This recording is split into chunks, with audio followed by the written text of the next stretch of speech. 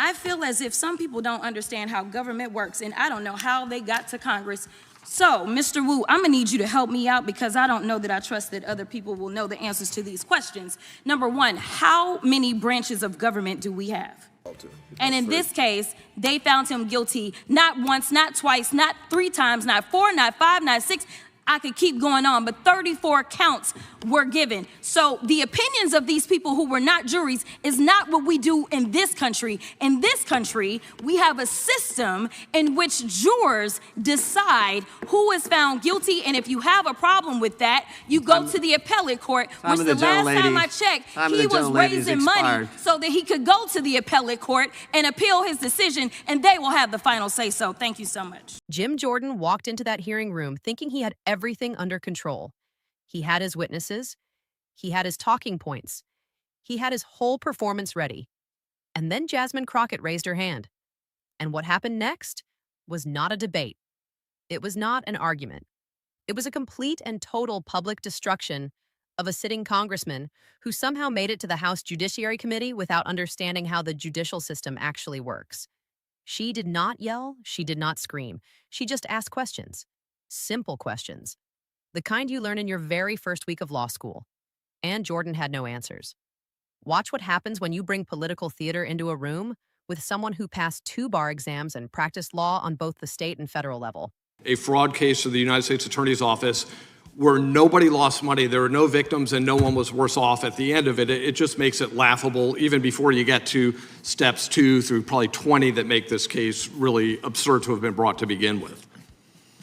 It wasn't a contribution.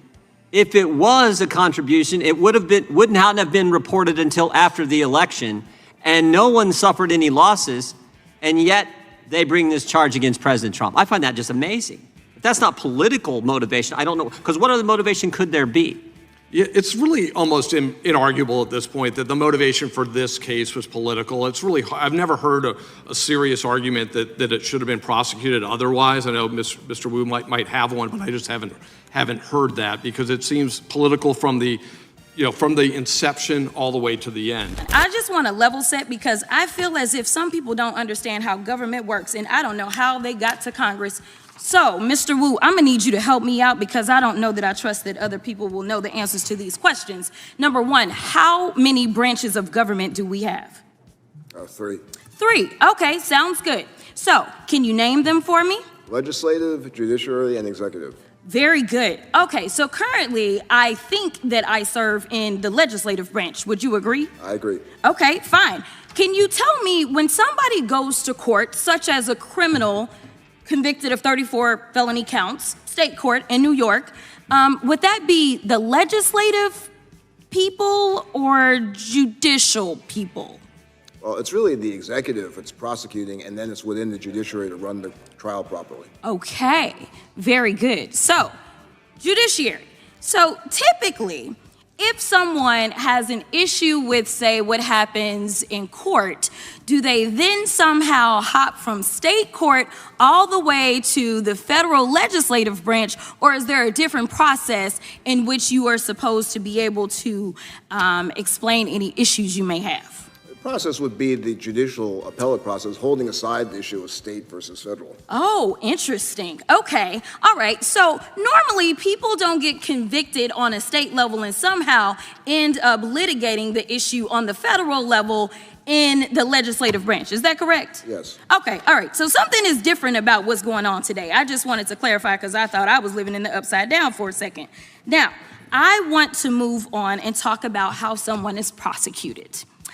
Currently, because under Project 2025, we'll get there. There will be a different way to prosecute people. But currently, it is my understanding, and I only kind of went to law school, passed a couple of bar exams, and practiced on the state and federal levels. But just clarify for me, when someone goes in to be prosecuted, is it, say, the President of the United States that somehow becomes the state prosecutor in New York? Oh, absolutely not. Absolutely not, because he's the executor, huh? That's that other branch. Correct. Okay.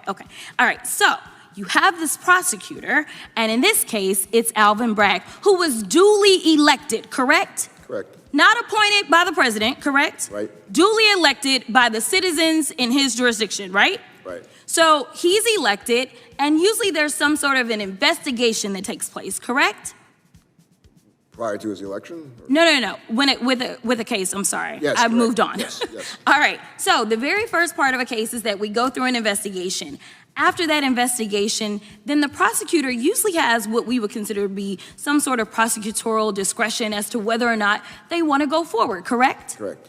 All right. And then they use that discretion, but then when it's somebody that is facing a felony amount of time, which is usually in most states over a year, then they have to present it to a grand jury. Is that right? That's right. Now, a grand jury is comprised of citizens, correct? Correct. U.S. citizens from that area, correct? Right. Okay, so they have to come to the conclusion that they are going to issue what we call a true bill, correct? Correct. All right, so then we have an indictment. And then there's pretrial motions, there's pretrial hearings, all kinds of stuff, right? Right. All right, and then ultimately, depending on where you are, you have the opportunity to say, hey, I want a jury trial, correct? Correct. And a jury trial is comprised of U.S. citizens again, right? Right. Okay, very good. All right, so can you tell me so far if all of this took place in the case in New York? Yes, it did. Oh, okay. All right, so you get to trial. Now, when you show up to trial and you're facing a felony amount of time, as a defendant, are you not entitled to an attorney? Yes, you are. And your attorney is allowed to pick the jury, they're allowed to present evidence, and ultimately, it is a jury of your peers who decides whether or not you are guilty or not, correct? Correct. And in this case, the picking 30 has the judge involved too. And in this case, they found him guilty not once, not twice, not 3 times, not 4, not 5, not 6.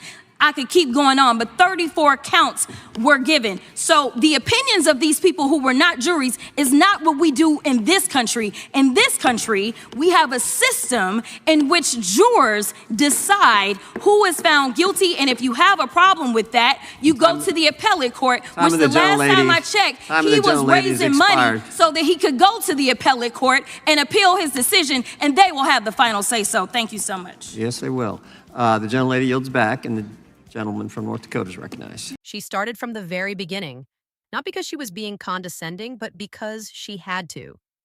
Because Jim Jordan, the chairman of the House Judiciary Committee, the man who runs the committee, literally named after the judicial branch of government, was sitting in that room arguing that a state court conviction decided by 12 American citizens on a jury should somehow be relitigated inside the federal legislative branch, not the appeals court, not a higher judicial body, Congress, Jim Jordan's committee, and Crockett walked him through every single step of how a criminal prosecution actually works in this country with the calm patience of someone who has done this 1,000 times before.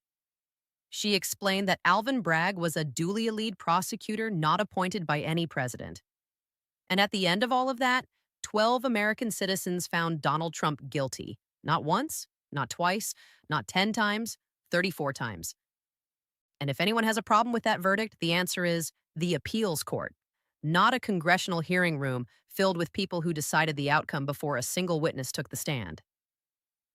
Jim Jordan has been in Congress for years, and he does not understand the difference between state and federal jurisdiction. He does not understand that a state court conviction cannot be relitigated in a federal legislative committee. He does not understand the basic 3-branch structure of the government he has been part of for over a decade. And Jasmine Crockett just proved all of that live on camera without raising her voice a single time. Because when you have the facts, you do not need to scream. You just need to ask the right questions, and she had all of them.